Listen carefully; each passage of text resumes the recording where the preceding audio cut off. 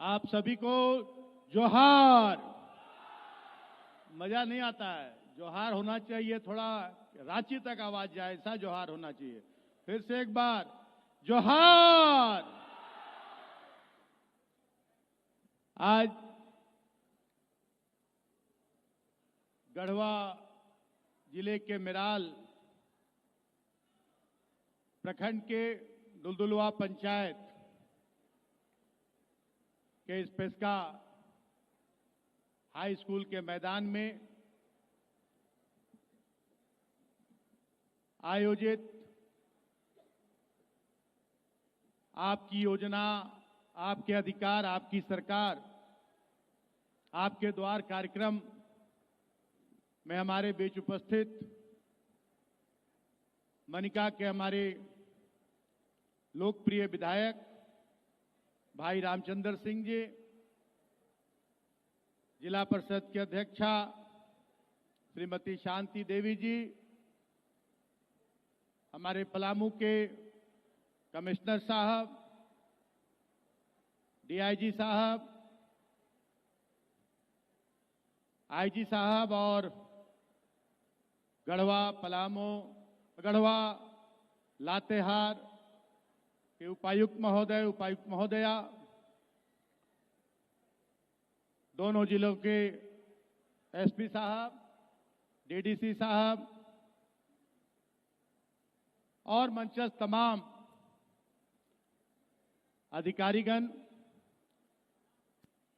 और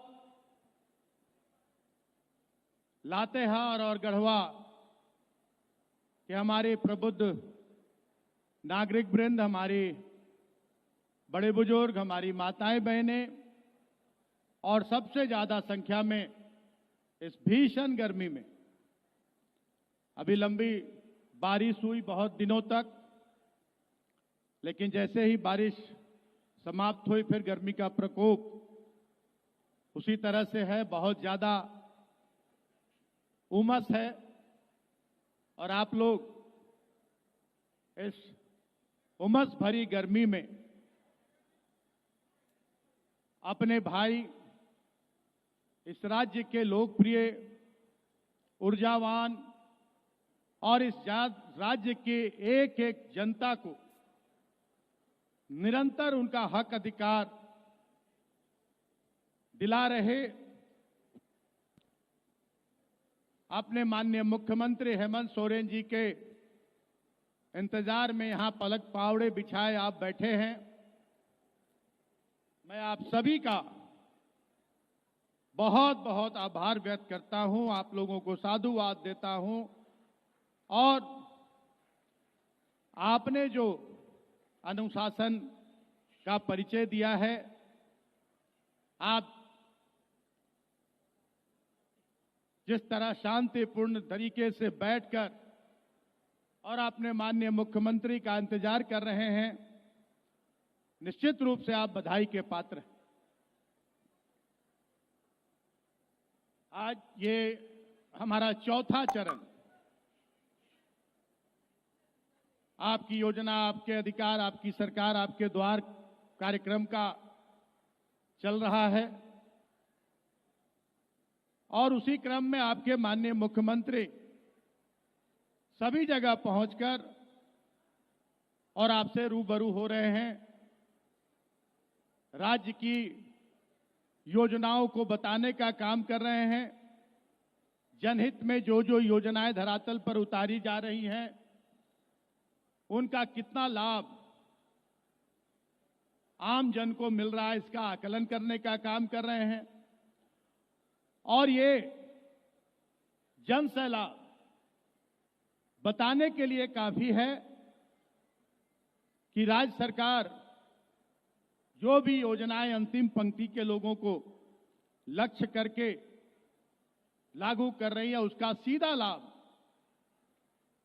हमारे यहाँ के आदिवासियों को, यहाँ के पिछड़ों, यहाँ के हमारे अनुसूचित जनजाति के, अनुसूचित जाति के लोगों को, यहाँ के गरीबों को, यहाँ के शोषितों, वंचितों और यहाँ के सभी गरीबों को राज्य की महत्वाकांक्षी योजनाओं का लाभ मिल पा रहा है। पहले भी बहुत सरकारें थी। इस राज्य का गठन हुए 24 वर्ष हो गए, लेकिन कोई सरकार आपके द्वार नहीं आती थी। जनता का चप्पल खिंच जाता था। प्रखंड मुख्यालयों के चक्कर लगाते, जिला मुख्यालयों के चक्कर लगाते, राजधानी रांची का चक्कर लगाते, लेकिन ना कोई योजनाएं अंतिम पंक्ति के लोगों को लक्ष्य करके लागू की जाती थी और न किसी योजना का लाभ आम जनता को मिलता था। इस राज्य का निर्माण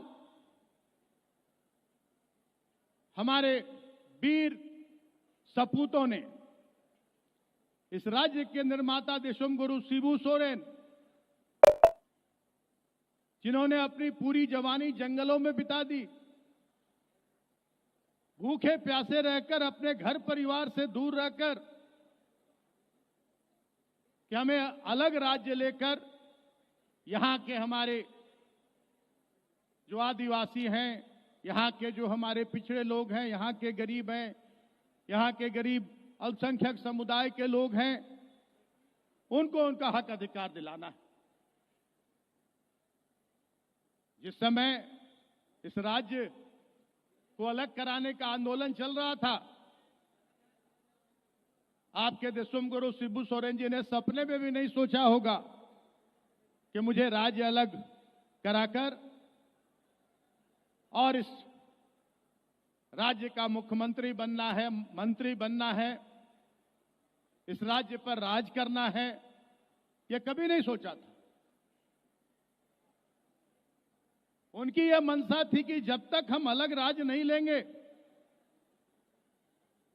अपने झारखंड वासियों को हम उनका हक अधिकार नहीं दिला पाएंगे। क्योंकि बिहार के समय झारखंड, जो आज हमारा भौगोलिक क्षेत्र है झारखंड का, इधर ध्यान बहुत कम रहता था। जो भी योजनाएं लागू होती थी, मध्य बिहार को लक्ष्य करके, उत्तर बिहार को लक्ष्य करके, झारखंड का सिर्फ दोहन होता था। और लंबी लड़ाई के बाद झारखंड राज्य तो ले लिया गया, लेकिन इसका जो मूल मकसद था, मूल उद्देश्य था, उससे सभी सरकारें भटक गई। सिर्फ इस राज्य की जल जंगल, जमीन, यहां की खनिज संपदा का दोहन होता रहा और राज्य की जनता का शोषण होता रहा। राज्य की जनता को अपने वोट की मशीन समझकर सभी राजनीतिक दलों ने उनका वोट लिया और इस राज्य को लूटने और लुटवाने का काम किया। ये मैं दावे के साथ सभी मंचों पर कहूंगा कि किसी सरकार को 2019 तक राज्य की जनता की चिंता नहीं थी कि राज्य की जनता को कैसे रोटी मिलेगा, कपड़ा मिलेगा, मकान मिलेगा, कैसे रोजगार मिलेगा, कैसे पीने का पानी मिलेगा, कैसे स्वास्थ्य की अच्छी सुविधा मिलेगी, कैसे अच्छे स्कूल होंगे, यातायात की सुविधा कैसे मिलेगी, अच्छी सड़कें कैसे बनेगी। किसी सरकार को कोई चिंता नहीं थी। लेकिन एक कहावत है कि ऊपर वाले के घर देर है अंधेर नहीं, और एक और कहावत है देर आए दुरुस्त आए। दोनों एक साथ चरितार्थ हुआ 2019 के दिसंबर में। आपने गढ़वा, लातेहार, मनिका और अन्य क्षेत्रों की जनता ने झारखंडी जन सरोकार की सरकार, झारखंडियों को हक अधिकार दिलाने वाली सरकार, झारखंडी मानसिकता की सरकार गठन कराने का काम किया और झारखंड मुक्ति मोर्चा के नेतृत्व में इंडिया गठबंधन, कांग्रेस, झारखंड मुक्ति मोर्चा, राष्ट्रीय जनता दल की सरकार बनी और पहले दिन से ही अंतिम पंक्ति के लोगों को लक्ष्य करके योजनाएं लागू होने लगी। एक और कहावत बताऊं, सर मुड़ाते ओले पड़े वाली कहावत भी चरितार्थ हुई। सरकार हमारी जैसे बनी, माननीय मुख्यमंत्री जी ने शपथ लिया और राज्य के खजाने का जायजा लिया कि राज्य के कोष में कितने पैसे हैं, उसी अनुरूप हम योजनाएं लागू करेंगे और राज्य की जनता को उनका हक अधिकार दिलाएंगे। बताते हुए बहुत दुख होता है कि जब राज्य के कोष का जायजा लिया गया तो पूरा खजाना खाली था। राज्य के कोषागारों में विभिन्न विभागों के बिल ऐसे पड़े हुए थे, सरकार के खजाने में पैसा नहीं था, कर्मचारियों को तनख्वाह देने तक के पैसे नहीं थे। आपके माननीय मुख्यमंत्री ने उस समय, हमारे मीडिया के साथी यहां हैं, उस समय माननीय मुख्यमंत्री ने सीना ठोक कर कहा था, भले ही राज्य का खजाना खाली है लेकिन हम सारी स्थितियों को अनुकूल कर लेंगे और जो वादे हम जनता से करके आए हैं, एक एक वादों को हम पूरा करेंगे और जनता को उनका हक अधिकार दिलाकर दम लेंगे। और पहले दिन से ही काम शुरू हुआ। हम लोगों ने राज्य की अर्थव्यवस्था भी, आर्थिक स्थिति भी सुधारने में का पहल शुरू किया और योजनाएं भी लागू करनी शुरू की। सबसे पहले हम लोगों ने सर्वजन पेंशन योजना की शुरुआत की, जो हमारा पहला कार्यक्रम था। आपकी सरकार, आपके द्वार, बीच में 2 साल क्या हुआ वो भी आप लोगों को अच्छी तरह से पता है कि सरकार का खजाना तो खाली था, सारी व्यवस्था चरमराई हुई थी और उसके ऊपर कोविड का मार हम लोगों को झेलना पड़ा, कोविड का दंश हम लोग को झेलना पड़ा। जैसे पूरा दुनिया कोविड के दंश से जल रहा था, हमारा राज्य भी उससे अछूता नहीं रहा। और यहां की स्वास्थ्य व्यवस्था ऐसी चरमराई हुई थी, कहीं कोई अस्पतालों में व्यवस्था नहीं थी, बेड तक अच्छे नहीं थे, ऑक्सीजन नहीं था, दवाइयां नहीं थी। हमारे राज्य से बेरोजगारी के कारण लगभग सभी जिलों से मजदूर दूसरे राज्यों में अपने रोजी रोजगार के लिए पलायन किया करते हैं और उस समय बहुत संख्या में हमारे मजदूर भाई दूसरे राज्यों में अपना रोजगार कर रहे थे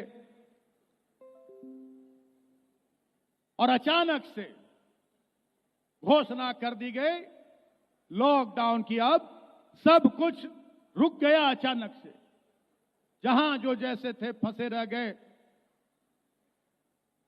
लेकिन आपके माननीय मुख्यमंत्री जो दृढ़ निश्चयी व्यक्ति हैं और बहुत ही जुनून के पक्के युवा हैं, उन्होंने सारी स्थितियों को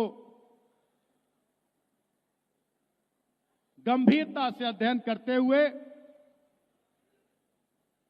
और जीवन को भी बचाने का काम किया और जीविका भी देने का काम किया।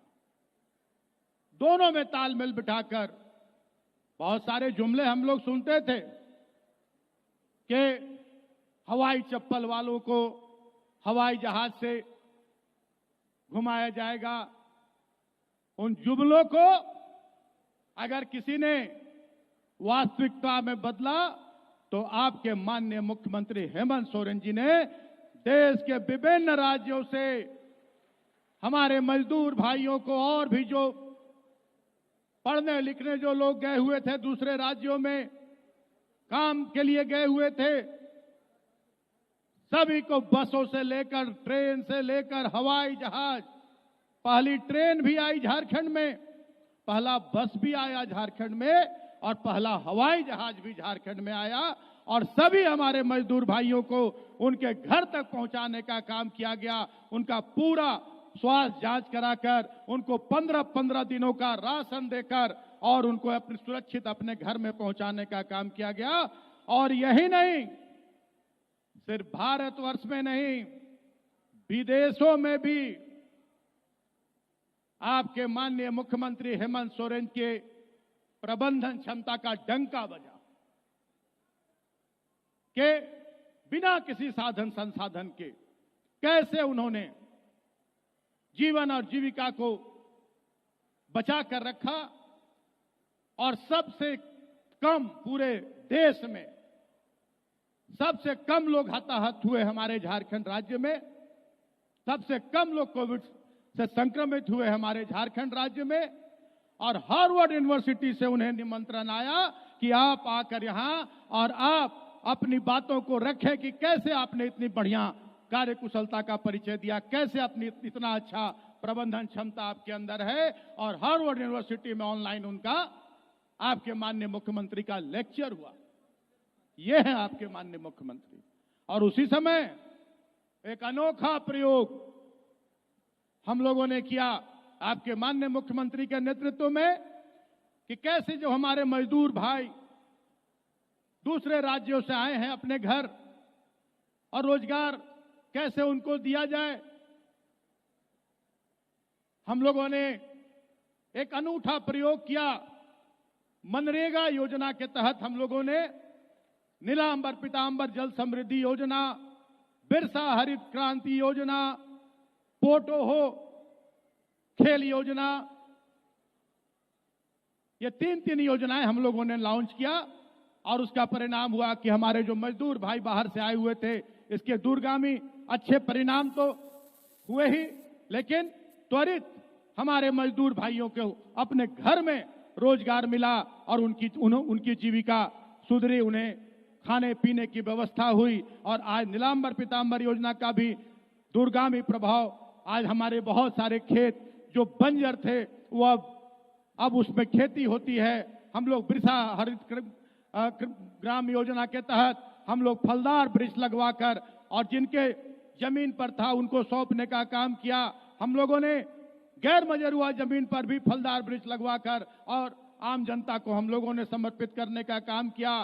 पोटो हो खेल योजना के तहत हम लोगों ने मैदानों का समतलीकरण और वहां शौचालय बनाकर और वहां चेंजिंग रूम बनाकर खिलाड़ियों को प्रोत्साहित करने का काम किया। तो ऐसी सोच वैसे व्यक्ति की हो सकती है जो राज्य की जनता के प्रति चिंतित हो और राज्य की जनता को हक अधिकार दिलाने की जिनकी सोच हो।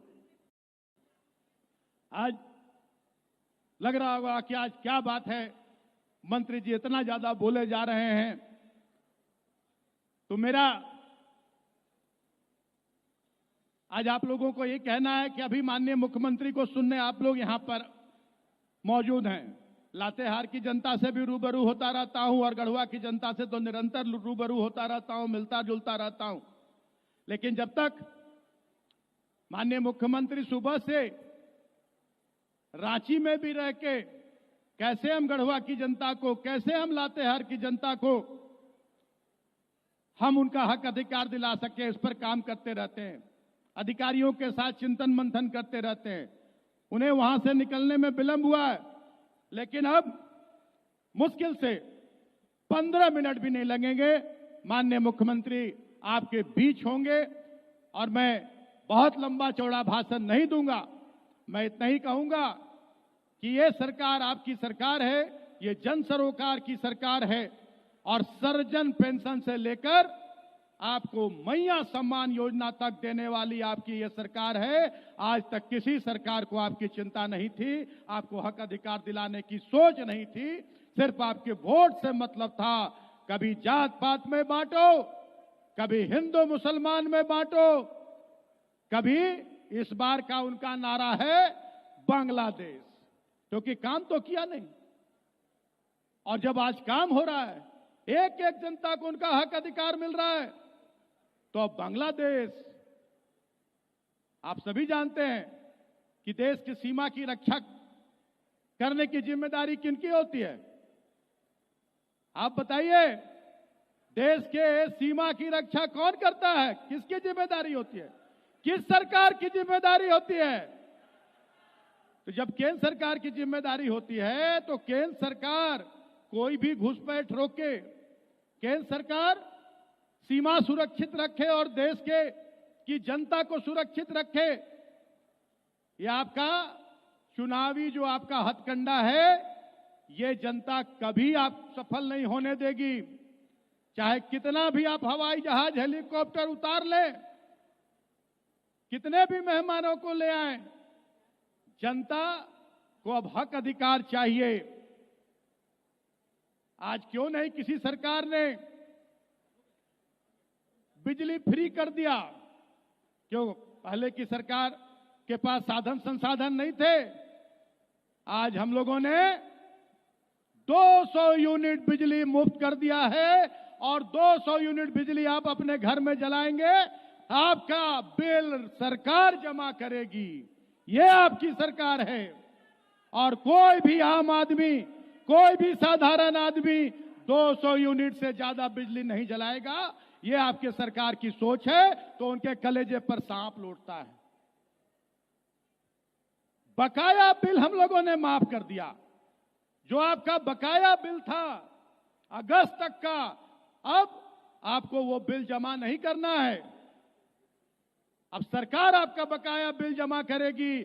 ना आपके पास बिजली विभाग का कोई जेई आएगा, ना एई आएगा, और ना कोई केस मुकदमा होगा, ना कोई फाइन होगा, ना आपकी बिजली कटेगी। ये आपकी सरकार की सोच है। आपकी सरकार ने 50 साल के सभी हमारे जो अनुसूचित जनजाति, अनुसूचित जाति के लोग हैं, सभी को 50 साल की उम्र से पेंशन योजना का लाभ देने का निर्णय लिया, और उस पर अमल हो रहा है, उसका लाभ भी मिल रहा है सभी लोगों को। यह आपकी सरकार है। 50 साल की सभी महिलाओं को, किसी जाति, किसी धर्म की रहे, सभी महिलाओं को हम लोग पेंशन देना शुरू कर दिए। यह आपकी सरकार है। यह जनता की सरकार है। जनता को हक अधिकार दिलाने वाली सरकार है। क्यों पिछली सरकारों ने कोई ऐसा निर्णय नहीं लिया? इसलिए कि जनता से कोई लेना देना नहीं था उनका। आज देख रहे हैं कि अब जनता जाग चुकी है। हेमंत सोरेन जी ने जनता को जगा दिया है। अब जनता झांसे में नहीं आने वाली। अब जनता जात पात पे नहीं बंटने वाली। अब जनता हिंदू मुस्लिम में नहीं बंटने वाली। अब जनता मंदिर मस्जिद में नहीं बंटने वाली। अब जनता को हक अधिकार चाहिए, रोटी कपड़ा मकान चाहिए। आज अबुआ आवाज दे रहे हैं हम लोग। 1 लाख नहीं, 2 लाख नहीं, हम लोग 20 लाख अबुआ आवाज दे रहे हैं। और अभी तक हम लोग लगभग राज्य में 6.5 लाख से ज्यादा लोगों को अबुआ आवाज दे चुके हैं। और आपको हम भरोसा और विश्वास दिलाते हैं इसी मन से कि जैसे आज कोई सर्वजन पेंशन से वंचित नहीं है, कोई 50 साल के पेंशन से वंचित नहीं है, कोई भी महिला हमारी 50 साल के पेंशन से वंचित नहीं है, वैसे ही बहुत जल्द 1 से 2 साल के अंदर इतनी बड़ी सभा में भी कहेंगे कि एक हाथ उठा दो जिसका अबुआ आवास नहीं है, तो एक हाथ नहीं उठेगा। ये आपके सरकार की सोच और आपके सरकार का काम है। एक हाथ नहीं उठेगा। सभी लोगों को चिन्हित करके जितने योग्य लाभुक हैं, सभी लोगों को हम लोग अबुआ आवास देने का काम करेंगे। केंद्र सरकार ने आपका योजना बंद कर दिया था, प्रधानमंत्री आवास योजना। जब मुख्यमंत्री जी जाकर दिल्ली में गुहार लगाए कि हमारे लोगों का 8 लाख लोगों का आवेदन आपके यहाँ समर्पित है, आपके यहाँ पहुंचा हुआ है, आप अपना हिस्सा का राशि भेजिए, हम मिला के देंगे। उन लोग नहीं दिया। तब आपके माननीय मुख्यमंत्री ने कहा कि अगर केंद्र सरकार नहीं देगी तो हम उससे अच्छा आवास देंगे, 2 कमरा का नहीं 3 कमरा का शौचालय और रसोई के साथ आवास देंगे। आज 2.25 लाख का आवास हम लोग दे रहे हैं। तब आते हैं प्रधानमंत्री जी, जरूरत है 20 लाख को, 1 लाख की घोषणा करते हैं कि पहली किस्त जारी कर रहे हैं और कोई तैयार नहीं है वो आवास लेने के लिए। अब प्रधानमंत्री आवास लेने के लिए कोई तैयार नहीं है। आप बताइए 2 कमरा का आवास चाहिए कि 3 कमरा का, 2 कमरा का कि 3 कमरा का? सब कहता है कि नहीं चाहिए हमको प्रधानमंत्री आवास, हमको अबुआ आवास चाहिए। सबको अबुआ आवास मिलेगा। आज हम लोगों ने मैया सम्मान योजना लागू किया। पहले 21 साल से 49 साल की सभी बहन बेटियों को हम लोगों ने मैया सम्मान योजना के तहत अगस्त से उनके खाते में पैसा देने का काम किया। 1,000 रुपए प्रति माह, 12,000 रुपए सालाना।